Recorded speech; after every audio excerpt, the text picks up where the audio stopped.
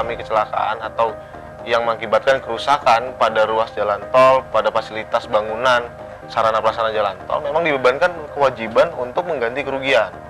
Tapi pertanyaannya, bagaimana kemudian angka 22 juta tersebut dapat dipastikan itulah jumlah kerugian yang diderita oleh Badan Pengusahaan Jalan Tol. Nah, ini yang menjadi permasalahan. Bagaimana pihak pengelola jalan tol dapat mengeluarkan nominal sebesar 22 juta, sementara tidak ada mekanisme yang jelas.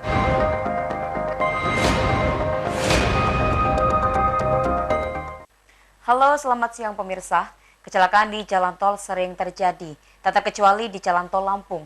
Namun, tahukah Anda seperti apa kewajiban dan hak pengguna jalan tol? Pemirsa, berikut catatan kasus perlindungan hukum pengguna jalan tol.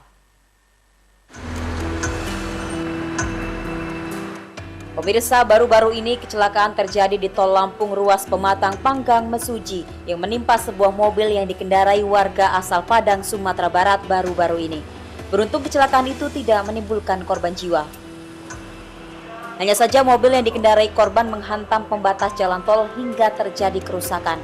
Atas peristiwa ini, pengendara diwajibkan mengganti rugi kerusakan pembatas jalan sebesar 22 juta rupiah. Meski persoalan tersebut telah dimediasi oleh Lembaga Bantuan Hukum Bandar Lampung, namun kasus ini menyisakan persoalan tentang ketentuan pengenaan denda bagi pengendara. Pasalnya, selain diminta ganti rugi sebesar 22 juta rupiah, mobil sang pengendara juga ikut ditahan sebagai jaminannya. Dan yang membingungkan adalah pengendara tidak diberi informasi dasar penghitungan ganti rugi. Tim Liputan iNews melaporkan.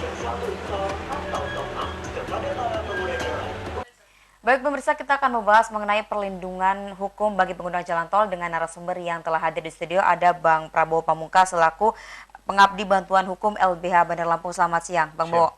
Ya, apa kabar hari ini? Sehat, alhamdulillah. Ya, alhamdulillah sehat. Bang Bo, kali ini kita ingin membahas mengenai perlindungan hukum bagi pengguna jalan tol. Kalau tidak salah, belum lama ini LBH mendampingi salah seorang pengendara yang menabrak jalan atau pembatas jalan tol. Nah, itu apakah benar, Bang Bo? Ya betul, beberapa bulan yang lalu kami sempat menerima klien yang teridentifikasi dia sebagai pengguna jalan tol. Dia seorang supir angkutan truk jalan, angkutan jalan, yang dia mengalami kecelakaan di ruas jalan tol Pematang Panggang Mesuji, yaitu sebenarnya masuk di Sumatera Selatan, cuman perbatasan antara Sumatera Selatan dengan Lampung. Oke, kapan terjadinya itu, Bang? Kecelakaannya terjadi sekitar bulan Maret, ya kan, pukul 3 sore. Dia dalam perjalanan dari Sumatera Selatan menuju Jakarta melalui jalan tol lintas Sumatera, yang saat itu menurut keterangan beliau dia sedang mengalami sedikit kelelahan dan sedang memang mencari tempat peristirahatan, dan tanpa diduga karena sedikit kelelahan itu dia menabrak pembatas jalan tol. Artinya ini semacam kecelakaan tunggal seperti kecelakaan itu, tunggal, kecelakaan tunggal. Dan bisa diceritakan lebih detail lagi, maksudnya ini pengguna jalan berasal dari mana dan kemanakah tujuannya seperti itu? Beliau adalah seorang supir yang juga pemilik dari mobil berjenis truk tersebut. Dia sedang mengangkut bungkil atau ampas kelapa sawit yang akan dibawa ke Jakarta pada saat itu. Dia dari Padang, jalan itu sudah sekitar satu hari lebih. Masuk Lampung itu sudah memasuki hari kedua, yang kemudian karena faktor kelelahan tersebut, pukul menunjukkan 3 sore, karena kehilangan konsentrasi, kemudian dia menyerempet pembatas jalan, yang mengakibatkan pembatas jalan itu mengalami rusak ringan. Nah, di situ kemudian dia langsung dihampiri oleh petugas jalan tol yang ada di sana, yaitu petugas yang sedang berdinas di pintu tol Pematang Panggang, Suji, yang kemudian beliau beserta mobilnya dibawa dan diamankan di pintu tol Pematang Panggang. Seperti itu kira-kira. Artinya setelah kejadian mobil langsung diamankan. Nah, apakah ada hal-hal lain yang dilakukan oleh petugas jalan tol seperti misalkan meminta ganti rugi dan lain sebagainya seperti itu, Bang? Iya, memang keluhan klien kami pada waktu itu ketika dia dimintai keterangan oleh petugas di pintu tol Pematang Panggang pada saat itu memang mobil ditahan. Dia dimintai keterangan dan ketika saat itu dia sempat pulang. Kemudian sampai di rumah dia ditelepon oleh pihak pengelola jalan tol, Subdit 2 kalau tidak salah. Dia menelpon menanyakan bagaimana kapan mau ambil mobilnya, terus kemudian kerugiannya mereka sampaikan. Terus terang mereka meminta 22 juta untuk mengganti kerugian terhadap kerusakan yang diakibatkan oleh kelalaian dari klien kami. Nah, kemudian karena kondisi ekonomi yang klien kami yang kekurangan, sehingga dia merasa tidak sanggup.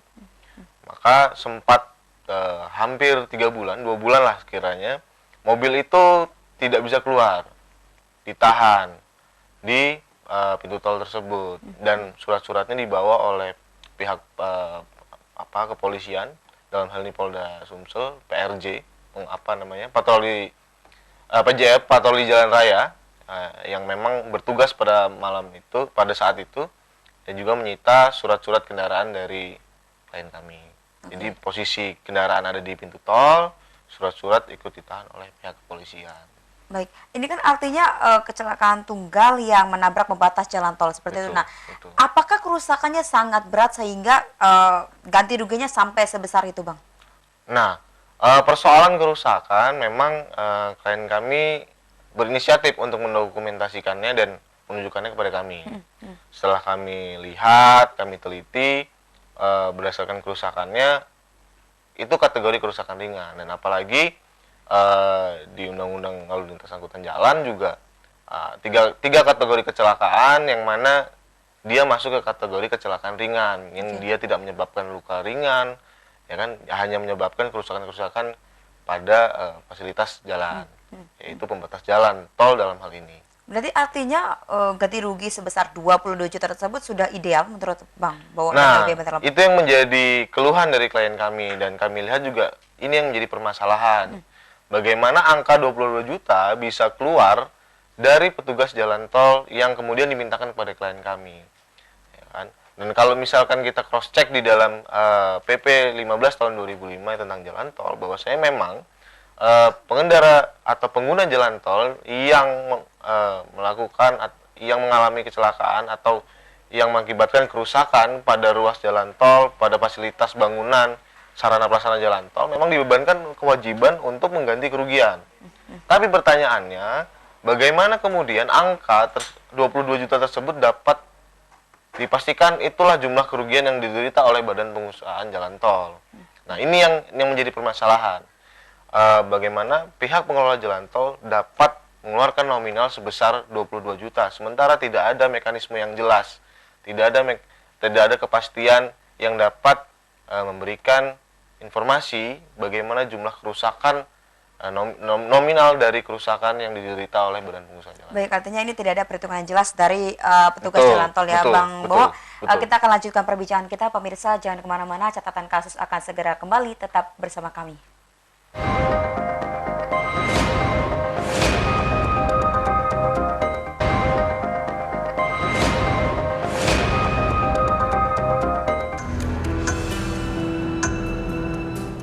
Pemirsa, jalan tol adalah jalan umum yang merupakan bagian sistem jaringan jalan dan sebagai jalan nasional yang penggunanya diwajibkan membayar tol. Sebagai dasarnya, pemerintah telah mengeluarkan peraturan pemerintah nomor 15 tahun 2005 tentang jalan tol. Dalam aturan tersebut, selain memuat soal kewajiban pengguna jalan tol, juga memuat soal perlindungan para pengendara yang menggunakan jasa jalan tol. Dari ketentuan ini, antara pengelola dan pengendara masing-masing dapat menuntut haknya.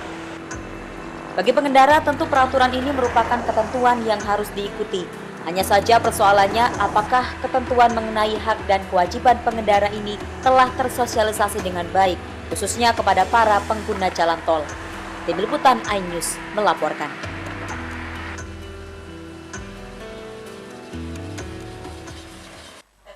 Pemirsa, terima kasih Anda masih menyaksikan catatan kasus dan kita kembali dengan Bang Bowo. Bang Bowo, tadi kalau Bang Bowo sempat mengatakan bahwa tidak ada perhitungan yang jelas. Berarti artinya kalau dari segi aturan hukum, apakah penentuan 22 juta ini sudah sesuai dengan hukum yang berlaku? Oke. Pertama yang saya ingin sampaikan bahwasanya memang dalam penyelenggaraan jalan tol, dalam hal ini pemerintah itu bekerja sama dengan pihak ketiga, yakni badan usaha pengelola jalan tol, yang mana memang ada 3 mekanisme yang dipakai oleh pemerintah. Yang pertama, pembiayaan full oleh swasta, kemudian yang kedua adalah kontrak antara publik dengan swasta, dan yang ketiga pembangunan yang dilakukan oleh pemerintah dan pemeliharaan yang dilakukan oleh swasta. Nah, kalau kita melihat konteksnya jalan tol Trans Sumatera kali ini, bahwa badan usaha yang mengusahakan jalan tol adalah pihak Utama Karya, yang otomatis juga dia melakukan pengadaan, dia melakukan perencanaan, dia melakukan pemeliharaan adalah PT Utama Karya. Nah, dalam hal pengaturan jalan tol ini, turunannya masih diatur lagi di dalam PP nomor 15 tahun 2005 tentang jalan tol. Memang di situ diatur secara jelas tentang hak dan kewajiban pengguna jalan tol dan pihak badan usaha pengusaha jalan tol. Nah, kewajiban dari pengguna jalan tol sendiri, mulai dari dia membayar tarif tol itu sendiri, kemudian mengganti kerugian bila terdapat kerusakan yang diakibatkan oleh kelalaian dari pengguna jalan tol. Nah, celakanya memang di dalam PP tersebut tidak mengatur dengan jelas bagaimana mekanisme penentuan kerugian yang diderita oleh badan usaha yang mengalami kerugian akibat dari kelalaian si pengguna jalan tol. Dalam hal ini kasus ini adalah kecelakaan tunggal. Nah, itu nggak ada mekanisme yang jelas. Nah, itu yang justru menjadi pertanyaan kami kepada pihak pengelola jalan tol, yang kami membuat klarifikasi yang harapannya dapat dijawab oleh mereka. Yang sayang sekali pada saat itu pihak pengguna jalan tol tidak dapat menjawab bagaimana dapat ditemukannya uang 22 juta kerugian yang diderita oleh badan usaha pengelola jalan tol. Baik, artinya di sini kita sepakat bahwa salah satu hak dan mungkin kewajiban juga yang harus dilakukan pengguna jalan tol adalah mengganti kerugian. Tetapi di sini ada hal yang harus kita pertanyakan, kenapa angka 22 juta itu bisa muncul padahal di PP tidak diatur secara jelas seperti itu. Nah, berarti kasusnya sampai saat ini seperti apa, Bang? Kelanjutannya? Kalau kasusnya, alhamdulillah kendaraan dari klien kami dapat keluar. Oke, setelah berapa lama ditahan? Setelah sekitar 2 bulan lebih ditahan, ya kan, oleh pihak pengelola jalan tol. Jadi memang kami mendampingi langsung klien kami ke pintu tol Pematang Panggang, di mana tempat kendaraan dari klien kami ditahan. Ya kan, kami bertemu langsung dengan kepala pintu tol Pematang Panggang, yang kemudian di situ kami meminta klarifikasi, dan sayang sekali memang pihak pengelola jalan tol tidak dapat menjelaskan secara jelas, secara detail tentang bagaimana nominal 22 juta tersebut dapat keluar dari kerugian yang diderita oleh mereka. Dan akhirnya justru di situ mereka menawarkan dengan nominal yang lain gitu. Dari 22 juta turun menjadi 15 juta, kemudian turun ke 5 juta. Akhirnya kami juga tidak dapat memaksakan jika memang klien kami permintaannya hanya untuk mengeluarkan kendaraannya dan beliau menyanggupi uang sebesar 5 juta untuk untuk mengganti kerugian yang memang sudah jadi kewajiban dari klien kami terhadap kerusakan jalan tol itu, ya sudah, pihak tol menerima uang denda tersebut yang langsung dikirimkan ke pusat, dan kendaraan dari klien kami alhamdulillah dapat keluar. Berarti artinya di sini ada proses lobby dan negosiasi seperti itu ya, Bang, ya, kalau bisa kita lihat dari angka 22 turun menjadi 15 dan akhirnya sekarang sebenarnya bukan proses negosiasi yang kami tekankan, tapi memang kami mempertanyakan bagaimana nominal 22 juta tersebut dapat keluar gitu. Nggak ada hitungan yang pasti, nggak ada aturan yang jelas terkait hal tersebut, dan nominal yang keluar dari pihak pengelola jalan tol 20 juta, 15 juta, 5 juta itu bukan berdasarkan permintaan kami. Jadi memang ya kami mendalilkan bahwasannya pihak klien kami ini memang betul memiliki kewajiban, tapi sampai di mana kewajiban tersebut untuk mengganti denda dari kerugian yang diderita oleh pengusaha jalan tol. Sejauh ini apakah ini kasus pertama yang dialami pengguna jalan tol yang ditangani LBH atau mungkin ada kasus lain yang sudah pernah ditangani LBH Bandar Lampung?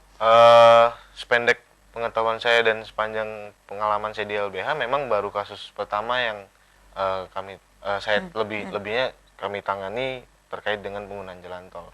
Tapi kalau jika kita melihat media hari ini juga tidak sedikit korban-korban yang lain yang mereka harus terpaksa mengeluarkan uang lebih ya kan untuk mengganti denda atas kerusakan di jalan tol, tapi juga tidak jelas gitu nominalnya didapatkan dari mana kerugian itu. Baik, berarti ini kan tercantum dalam peraturan pemerintah nomor 15 tahun 2005 kalau tidak salah ya, tentang jalan tol. Nah, Bang Bowo dan juga LBH Bandar Lampung apakah melihat kalau melihat dari kasus ini berarti apakah sudah ideal PP yang sudah diterapkan selama ini, Bang Bowo? Pertama yang kita lihat bahwasanya kecenderungan kita melihat korban-korban dari aturan ini artinya masih adanya sosialisasi yang kurang. Baik, gitu. Bang Bowo, kita akan lanjutkan untuk apakah sudah ideal dan juga kelemahan-kelemahan dari PP nomor 15 tahun 2005 ini. Kita lanjutkan setelah jeda pariwara berikut. Pemirsa, kita harus jeda sejenak. Jangan kemana-mana, tetap di catatan kasus.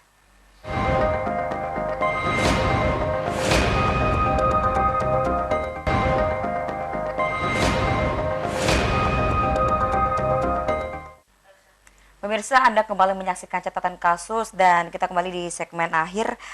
Bang, tadi kita membahas mengenai peraturan pemerintah nomor 15 tahun 2005 tentang jalan tol. Nah, kalau LBH sendiri melihat apakah sudah ideal ataupun ada kelemahan sebenarnya dalam PP ini? Iya.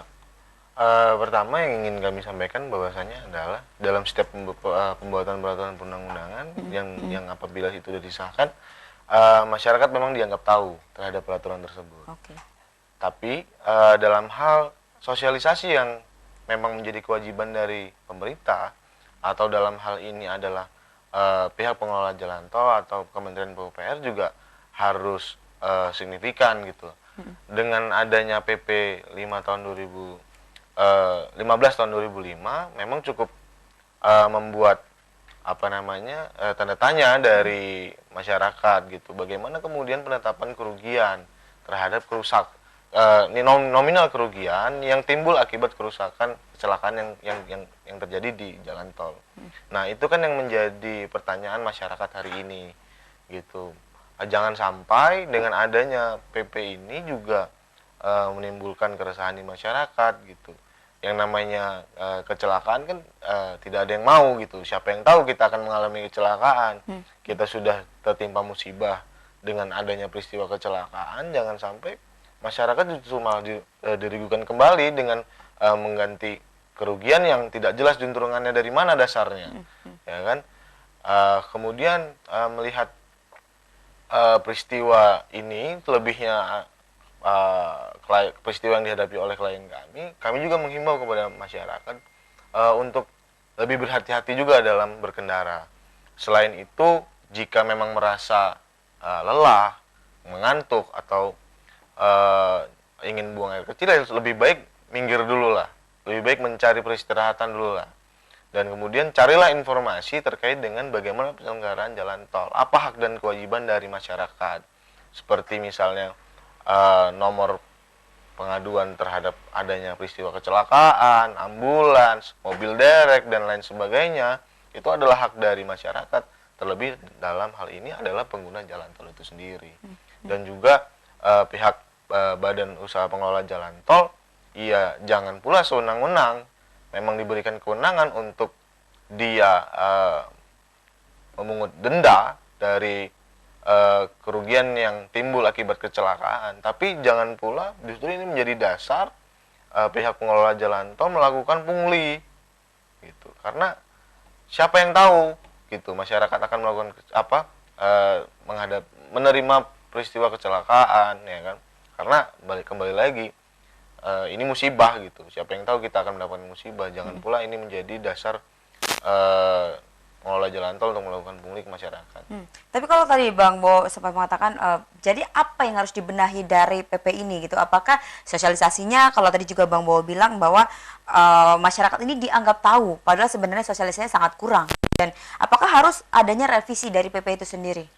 Jelas PP ini harus direvisi gitu. Kalaupun memang harus ditambahkan tentang bagaimana mekanisme penghitungan denda atau kerugian yang timbul akibat adanya kerusakan yang terjadi di jalan tol, jelas itu harus ada dasarnya, bagaimana mekanismenya, sehingga dapat menimbulkan kepastian bagi masyarakat jika sewaktu-waktu mengalami kecelakaan di jalan tol dan memang harus mengganti kerugian atau membayar denda.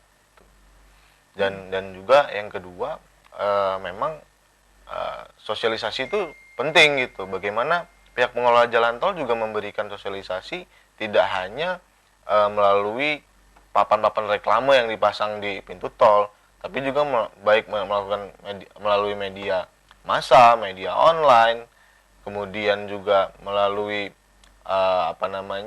relawan-relawan yang memang ditugaskan di setiap pintu tol gitu. Itu penting, itu perlu, bahwasanya memang masyarakat juga memiliki hak atas informasi.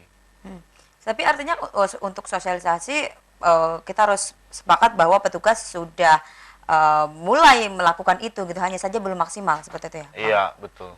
Dan kalau sepantauan dari LBH, apakah hal-hal yang kita bahas dari tadi ini baru ini terjadi atau bahkan ternyata sudah banyak yang terjadi? Tapi kalau untuk perkara yang memang lebih spesifik tentang kecelakaan di jalan tol, sependek pengalaman saya di LBH baru ini kita menerima. Tapi jika kita melihat pemberitaan di media, sudah banyak korban-korban yang lainnya yang menjadi korban pungli, dugaan pungli yang dilakukan oleh oknum petugas jalan tol, yang mana mereka menarik uang denda atau kerugian yang diakibatkan karena kerusakan kecelakaan di jalan tol. Itu kami mencatat memang terakhir sebelum kemarin di Pematang Panggang, di jalan tol di Banten, Pandeglang juga kami menerima aduan yang itu melalui email, yang tapi sayang sekali karena kendala jarak, akhirnya kami merekomendasikan si pengadu ini untuk datang langsung ke kantor LBH yang ada di Provinsi Banten. ya baik, artinya poin pentingnya adalah revisi dari PP itu sendiri dan Iya. sosialisasi yang harus lebih masif lagi. Betul. Baik, terima kasih Bang Bo sudah hadir di studio bersama kami. Pemirsa, sebagai pengguna jalan tol tentu kita memiliki hak dan kewajiban. Namun sebagai pengelola jalan tol juga harus secara masif mensosialisasikan, terutama terkait dengan aturan dan dasar penentuan ganti rugi. Pemirsa, demikian catatan kasus hari ini. Saya Erika Briasuti mewakili kru yang bertugas pamit undur diri. Tetap terus saksikan catatan kasus hanya di iNews TV. Sampai jumpa.